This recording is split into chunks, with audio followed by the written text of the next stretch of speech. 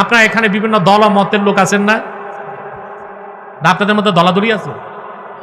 আছে এখানে আছে দলাদলি? কেন নাই? আমাদের এখানে একটাই পরিচয়, আমরা মুসলমান। আমরা কি? আমরা কি? আমাদের এইটা পরিচয়, আমরা মুসলমান। এটা আমাদের প্রিন্সিপাল আইডেন্টিটি।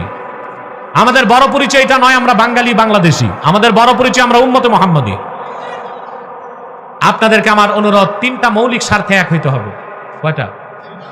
ইসলামের সুমহান স্বার্থ রক্ষায় ঐক্যবদ্ধ হতে হবে, মুসলমানদের মৌলিক দাবিগুলো আদায় এক হইতে হবে, আর বাংলাদেশের স্বাধীনতা রক্ষায় এক হইতে হবে।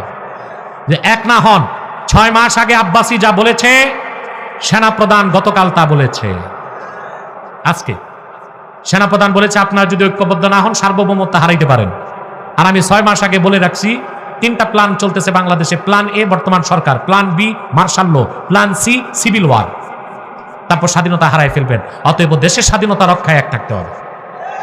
কটা স্বার্থে? 3টা।